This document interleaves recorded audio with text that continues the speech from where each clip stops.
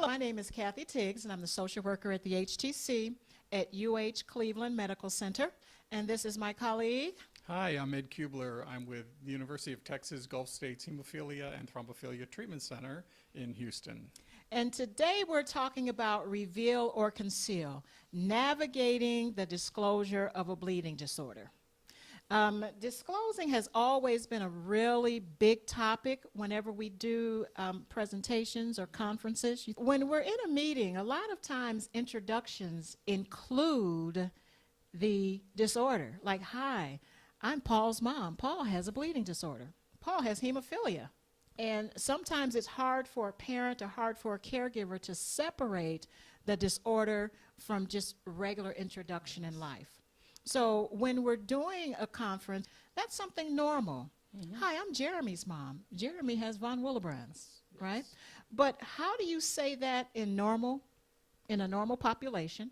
And how do you do it without disclosing something that your child may not want you to disclose? That's what we're here to talk about today.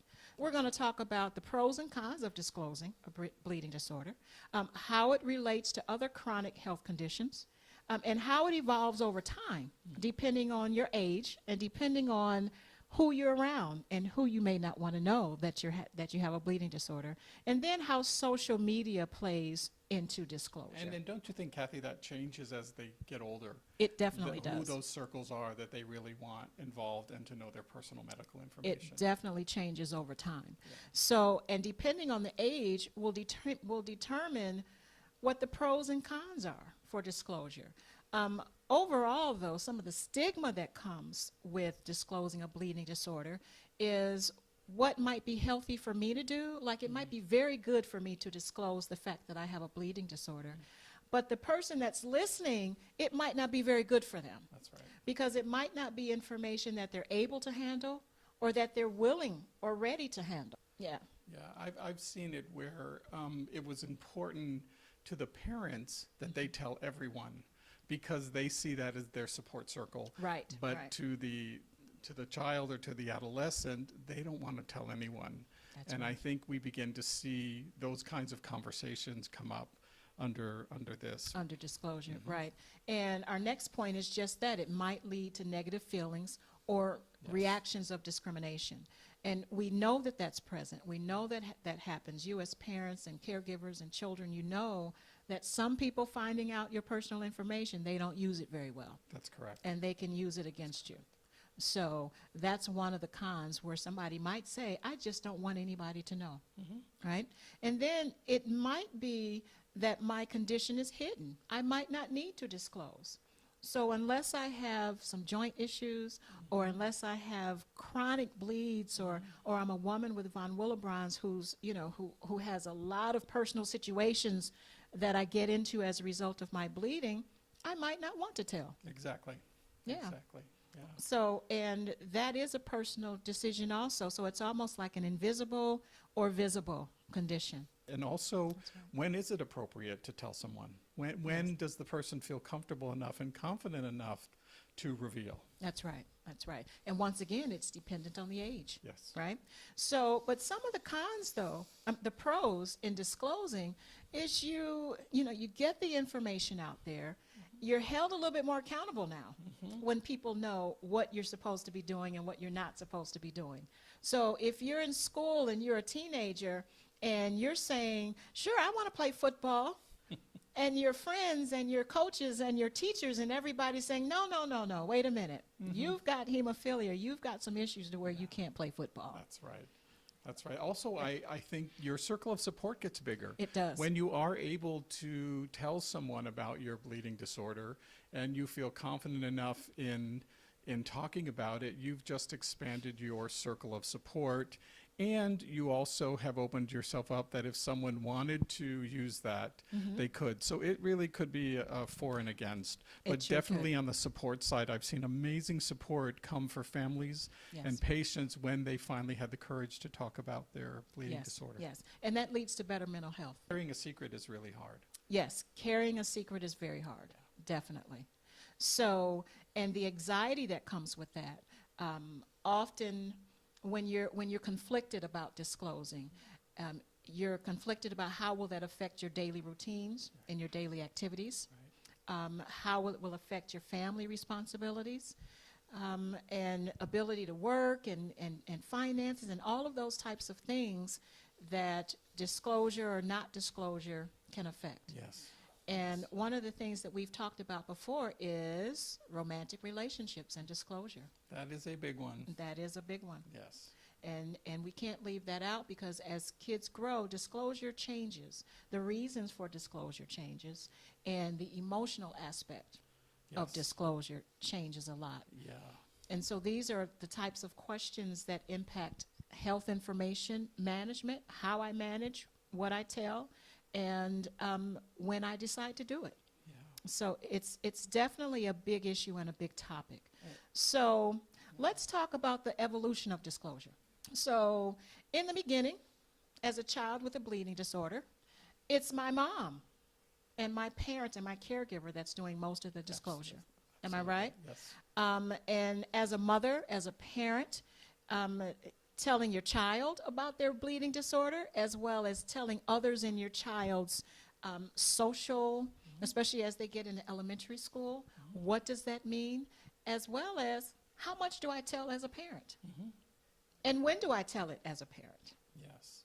So when you think about it, the first is the doctor telling the parent and finding out medically, and then the parents, that time they need to get adjusted to understand the diagnosis through education. There are treatment centers, and then it's time for maybe grandma and grandpa or family members to hear about it, because if they're coming over and they have a close relationship that way, they're going to know something's different. So how do you tell the grandparents, and how much do you tell them so they don't worry in a way that you wouldn't want them to? And then on, preschool, school, each phase of the child developing seems to lend to that same question, is when do we tell and how much do we tell? That's right. And being, as parents, being able to regulate that for the best of their child. That's right. Now, the HERO study, it talks about how nearly all parents of children were satisfied with how their partners and their other family members responded. But sometimes when you tell family members about hemophilia, it can be like a loss. Yes. Because there was a certain expectation of having a healthy child and having a child that would be able to do everything and anything without limitations. So don't be surprised when a family member that you might tell might respond in a way that you was unexpected. It's okay. Yes, it is okay. Yeah. And we've had patients at our center, actually the grandparents, once they learned, became afraid. They didn't want to have the child left with them because they didn't want anything to happen on their watch. Right. And so that took a lot of education. It took a lot of them seeing how the parents were handling bleeding disorders, getting them the education, and in most cases relieve that. But it was really hard for the parents when they said, my parents are afraid of my child. Yes. And I remember what I thought and felt when they said that during one of our assessment Yeah, times. that's heartbreaking. Yeah, That's it heartbreaking. was. So, for example, we have a young kiddo. Let's say Tyler, he's 5 years old, and he was just diagnosed with von Willebrand's disease. He's 5 in kindergarten. Everything is normal for him so far. When do we tell Tyler about his von Willebrand's? Do we tell him right away? Or do we tell him at the time where he might need a tooth extracted? How do we decide that as a parent? Yeah, that's a really good question. And so for our audience and parents watching this, to think about that, maybe you're past that time when you need to tell your child, or do you think about, well, we can wait a little bit, there isn't a whole lot of medication or infusions happening yet. So I think it's probably tied a little bit to the intensity of treatment, but not always. Some parents actually wait a lot longer to tell their children about their bleeding disorder. Yes, and that's a very personal decision. As HTC staff, we want kids to be as educated as they can be, as early as they can be. Yes. But you are the ones that know how they will respond emotionally, how it will affect their social circles, and how you have to maybe piece the information together for them. Each child is different. So even though we would like them to come in and talk about their von Willebrand's or their hemophilia, we want you to control that as Yes. far as, well, he might not know this portion of that part of his care. So some of the yet. questions may be, how will this affect my family when That's right. when we reveal? The question, who does need to know?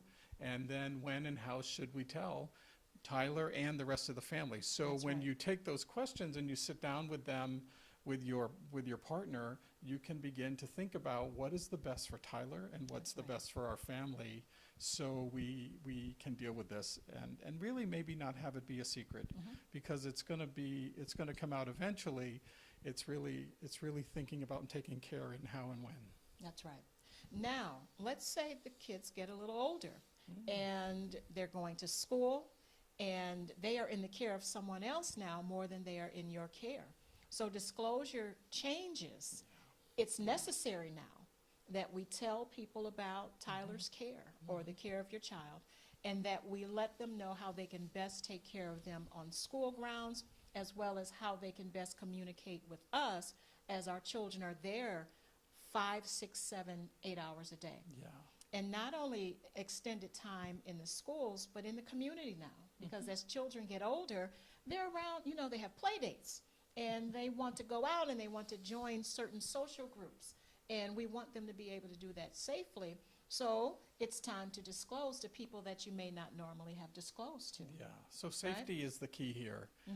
When your child is now away from home and away from your care as a parent, then for them to be as safe as possible without taking away some of their benefits and playing and friendships that are developing, then when does that come into play? But really it's so they're safe, and if something happens, the people who are caring for them know what to do. That's right. So we're talking about those things that you already know about. We're talking about babysitters. We're talking about coaches. We're talking about the moms and dads of our best friends and of our friend relationships. And sometimes we're talking about maybe a coach. And knowing what to disclose and how much to disclose, especially with our young girls that might have von Willebrand's. Yes. That's very touchy sometimes for a young girl that's in her teenage years, and she's trying to be as normal as possible, and sometimes in those awkward times. And you have to tell someone that there's a lot of bleeding and she needs special care. So those are the times when parents disclose, and it's very personal and it's very different depending on the patient. Yeah, and do you think as they become adolescents that responsibility, or they want to have more of a say in that, and the parents don't just get to step in and say, let's tell everyone? That's right. Because it really, they worry about, is it too much information, and will this affect my life? And for a teenager, their life, all that happens is really the world. That's right. That is the world. That's right. So, It does mean the world, because that's where Yeah, they learn how to socialize. That's where they learn how to establish relationships and friendships. So yeah, they should be a bigger part of that disclosure by that absolutely. time. Yeah, I agree. And that's a perfect lead-in, because disclosure changes as kids go from childhood to the tween years, those teen years. And then new questions come up about, okay, does mom and dad even have a right to say anything now? Does mom and dad even have a right, or should they take the lead in sharing certain information about their kiddos, especially without their kiddos knowing about it or giving them the permission? Yeah, and I would Right? ask the audience that is for you to think about, in your family, if this scenario fits, when do you let your kids, your adolescent, preteen kids, begin to take the lead That's right. in this kind of information? You're still legally their guardian until they're 18 years old, but this moves over into a different category of disclosure and telling someone it's not about safety and medical, where the parent wants to have a good handle on that, but really how your child moves through this and manages it emotionally, psychosocially. That's what comes into play now. So for parents to pay attention, Right. that it Right. may be taking their cues from them, but that's a family discussion, I would say. That is a family discussion, and it's really definitely about the cues, because now that our kiddos are turning 18, 19, 20 years old, they're thinking about those long-term relationships. And when we're thinking about long-term relationships, we may not want everybody to know. Yeah. And we may want to pick and choose, as well as now it's going to start affecting work and it's going to start Yes. affecting Yes. what I tell when I start getting those jobs that's going to help me through college, or those things that I'm going to do in order to sustain me as I leave my mom or dad's house. Yeah. So it's all of those things that have to go into account as our teenagers get to be 16, 17, 18 years old, and they're taking more control through transition. As treatment centers, we talk about transition, and that's one of the things with transition, is not only transitioning the child or the teenager, but also what's the new role for mom and dad. And those are discussions that we Yes. have from the time that they are maybe 12, 13, 14 years old for Yes. great transition, Yes. until they're either leaving for college or deciding to stay home, but still at the same time taking more control of their care. Yes. Right? Which is what you want as a parent. Which is what we want. That's right.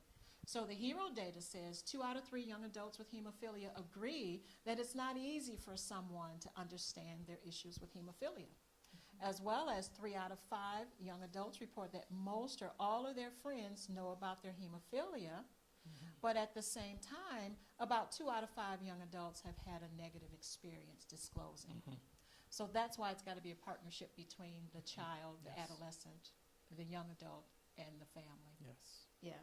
So, because those types of things can follow them and can make a decision, or they can determine how they, when they go to college, for example, how much will they tell versus not tell, based on those experiences, positive or negative, that Yeah. they've had in the past. Because we've had hemophilia and von Willebrand's or other bleeding disorders for a long time, and through this transition, we want it to be as smooth as possible. Yes. Right? So we're moving on in age a bit, and just wanted to also say that it says 1 out of 3 young adults agree that hemophilia affects their ability to form close relationships with a partner. And I think we talked about this a little bit, those more permanent relationships, but personal, romantic, professional relationships, all of those now are in the hands of the person, in the hands of the adolescent.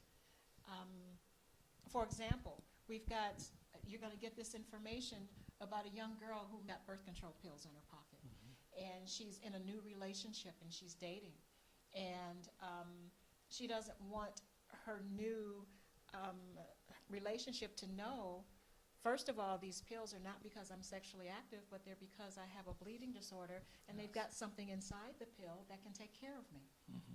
Yeah. So how would she tell a young man that these pills are not for pregnancy, but they're for something that I have? And then how does she get into that long discussion? And that is the whole purpose of this topic is now the revealing is the awareness of some medication that a lot of people think are related to being sexually active. Right. So for her, it's understanding that that question may come up, and maybe with her parents, with her friends that she trusts, her treatment center staff, is Right. to practice some of the answers and to be able to explain that these, in my case, are my medication, and they actually control my medical condition. And for other people who don't have it, they may want to use these for not getting pregnant. Right. And so I think helping with the language for someone like that, having to deal with that, and a lot of these girls actually start when they start their menses. So Yes. they could be 11, 12, 13 years old. So Yes. hopefully this conversation has happened early on, but as they get older and need to talk about it, I think we can equip them with some Right. good information. And when you're a parent of a child that may have to take on these pills because of the content, not because of the pregnancy prevention, when you have a daughter that's 8, 9, 10 years old, and we're coming to the parents talking about this birth control pill, that's the time where we can help teach all of them, parents, because that's not a good sound. We need to put your daughter on birth control pills. So that's when the child can get better understanding about the language and what it's for and why, and take the stigma away right away. Yes. Does that make sense? Yes, and it often becomes the conversation. You're not taking these because we think you're going to be sexually active, or we're expecting you to be. That's right. And actually, some parents feel like they're giving them permission. If we put our daughter on birth control pills and does that give her permission? That's one of the That's right. questions. And then we talk about, at least at our center and as a social worker, we talk to parents about family values Yes. and the kind of education that they talk to their kids about. And again, their daughter understanding the medical ramifications of this particular medication, that it can be used in a lot of different ways, like a lot of other medications. They have lots of purposes. Yes, yes. So, as we're talking about disclosure, Ed, I just want to go back just a little bit. So we're talking about there is a transition of disclosure. Depending on the age of your child will determine what that disclosure looks like. As a younger child, parents are more responsible for the disclosure and the information, Yes. right? And then as I get older, as someone with a bleeding disorder, that disclosure is going to be in my hands, because not only will it affect my social relationships, but it will also start affecting my job and everything pretty much that I do, correct? Yes, correct. So speaking about disclosure, before we leave this topic, I think we need to talk about social media. Okay.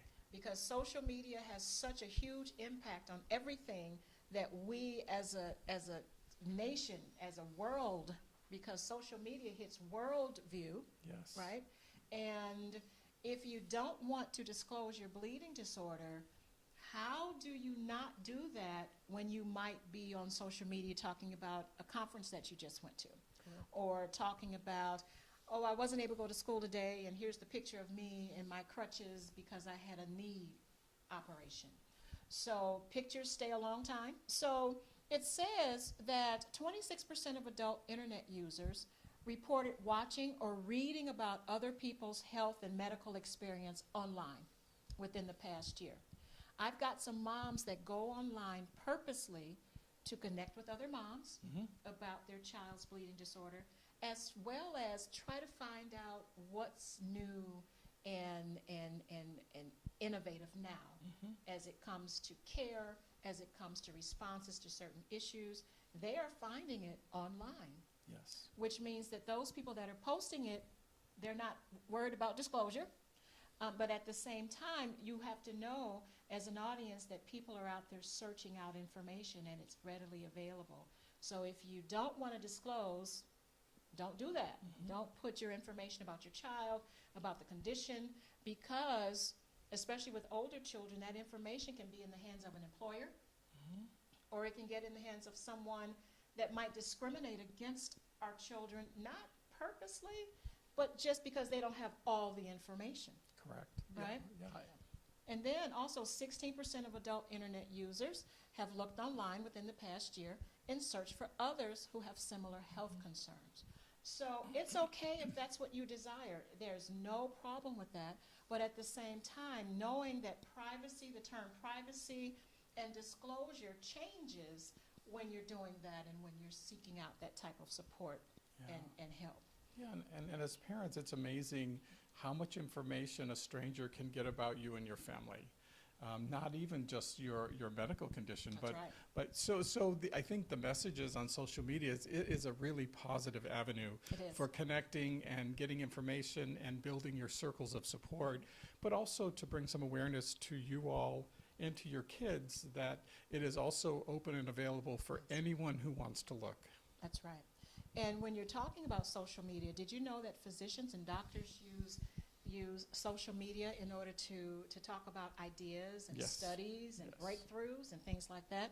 So that's a great thing.